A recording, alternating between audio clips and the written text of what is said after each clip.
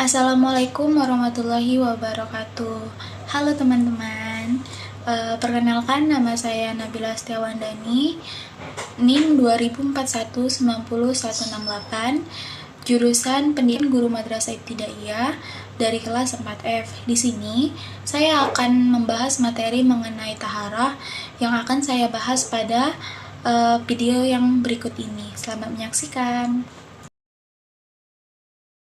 Baiklah, kita langsung saja masuki materi kita yang pertama, yaitu pengertian taharah. Di dalam Islam, mensucikan diri dikenal dengan sebutan taharah, yang secara bahasa berarti bersuci.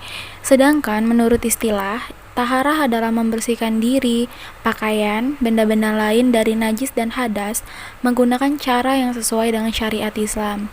Materi yang kedua yaitu hukum taharah. Hukum taharah adalah wajib, sebagaimana telah disampaikan oleh Allah Subhanahu wa Ta'ala melalui firman-Nya, yaitu, "Hai orang-orang yang beriman, apabila kalian hendak melaksanakan sholat, maka basuhlah muka dan tangan kalian sampai siku, dan sapulah kepala kalian. Kemudian basuh kaki sampai kedua mata kaki." Surah Al-Maidah ayat 6. Materi yang ketiga yaitu pembagian taharah. Pembagian taharah itu dibagi menjadi dua, yaitu satu taharah maknawiyah dan yang kedua taharah hissiyah. Pembahasan yang pertama kita masuk ke taharah maknawiyah.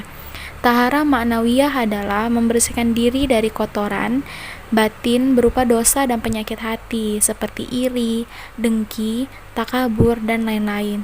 Cara membersihkannya dengan melakukan taubatan nasuha, yaitu memohon ampun dan berjanji tidak akan mengulanginya. Taharah yang kedua yaitu taharah hissiyah. Taharah hissiyah adalah membersihkan bagian tubuh yang terkena najis maupun hadas. Untuk membersihkan dari najis dan hadas ini bisa dilakukan dengan berwudu, mandi wajib, serta tayamum, atau bila dalam kondisi tidak ada air. Selanjutnya adalah tata cara taharah. Adapun tata cara yang harus dilakukan seseorang saat ingin mensucikan diri atau taharah meliputi 1. Mandi wajib. Istilah mandi wajib dalam taharah yaitu mengalirkan air ke seluruh tubuh dari ujung kepala hingga kaki.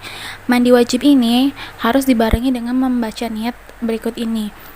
Bismillahirrahmanirrahim. Nawaitu ghusla li rafil hadasil akbari fardolillahi ta'ala, yang artinya aku niat mandi untuk menghilangkan hadas besar dari janabah fardu karena Allah Ta'ala.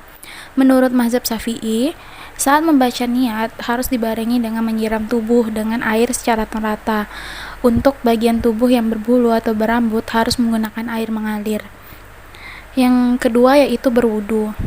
Taharah dengan berwudu digunakan untuk menghilangkan hadas kecil ketika akan sholat. Orang yang hendak melaksanakan sholat sudah wajib hukumnya melakukan wudu. Wudu merupakan syarat dalam syarat sah pelaksanaan sholat. Taharah dengan berwudu juga sama halnya dengan mandi wajib yang diawali dengan membaca niat yang berbunyi Bismillahirrahmanirrahim. Nawaitu wudu'a li rafil hadasi asghari fardolillahi ta'ala, yang artinya aku niat berwudu untuk menghilangkan hadas kecil karena Allah. Yang ketiga yaitu tayamum. Tayamum merupakan cara bersuci untuk menggantikan mandi dan wudu apabila sedang tidak ada air.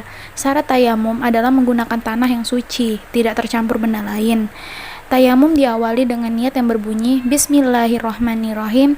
Nawaitu tayamuma listiba ba'ati sholati fardolillahi ta'ala, yang artinya saya niat tayamum agar diperbolehkan melakukan fardu karena Allah. Tata cara berwudu yang baik dan benar. Yang pertama yaitu niat wudu. Segala hal harus dimulaikan dengan niat.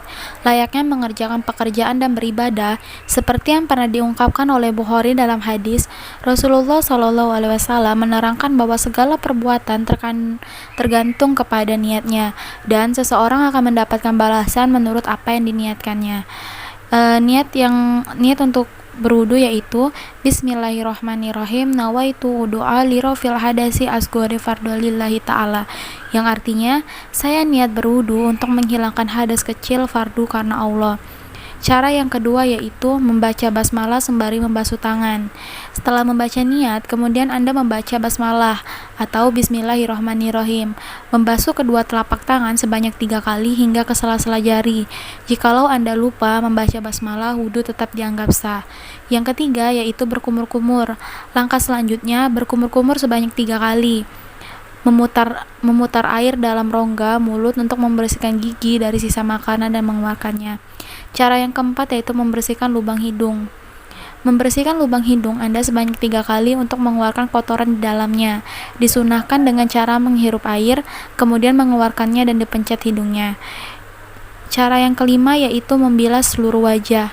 Setelah itu, membilas seluruh wajah hingga ke garis tepi dekat rambut, mulai dari ujung kepala, tumbuhnya rambut hingga dagu. Cara yang keenam yaitu mencuci kedua tangan hingga siku. Langkah berikutnya, membilas kedua tangan sebanyak 3 kali, dimulai dari tangan sebelah kanan dahulu, baru dilanjutkan tangan kiri. Cara yang ketujuh yaitu mengusap kepala. Mengusapkan kepala dari depan hingga ke belakang sebanyak 1 kali, bukan dicolek-colek sebagian rambut depan saja. Ali bin Abi Thalib berkata, "Aku melihat Nabi SAW mengusap kepalanya 1 kali." Hadis riwayat Sahih Abu Dawud. Cara yang kedelapan adalah membersihkan kedua telinga. Selanjutnya, membersihkan kedua daun telinga dilakukan secara bersamaan antara kanan dengan kiri. Cara membasuhnya, memasukkan jari telunjuk ke dalam telinga, kemudian ibu jari mengusapkan kedua daun telinga dari bawah ke arah atas sebanyak 3 kali. Cara yang kesembilan yaitu membasuh kaki hingga atas mata kaki. Tata cara wudhu yang benar selanjutnya ialah membasuh kedua kaki hingga di atas mata kaki sebanyak 3 kali. Dimulai dari kaki bagian kanan terlebih dahulu, baru kaki kiri. Yang ke-10 adalah berdoa setelah wudhu. Yang doanya Bismillahirrahmanirrahim. Asyhadu an la ilaha illallah wahdahu la syarikalah wa ahduhu anna Muhammadan abduhu wa rasuluh. Allahumma ja'alni minat tawabina wa ja'alni minal mutatahhirina wa ja'alni min ibadikas sholihin. Yang artinya, aku bersaksi bahwa tidak ada Tuhan selain Allah yang Maha Esa, tidak ada sekutu baginya, dan aku bersaksi bahwa Nabi Muhammad adalah hamba dan utusan Allah. Ya Allah, jadikanlah aku termasuk dalam golongan orang-orang yang bertobat, dan jadikanlah aku termasuk dalam golongan orang-orang yang bersuci atau salih. Baiklah, sekian video dari saya. Apabila ada salah-salah kata ataupun kekurangan, saya memohon maaf. Saya akhiri, wabillahi taufiq wal hidayah. Wassalamualaikum warahmatullahi wabarakatuh. Terima kasih.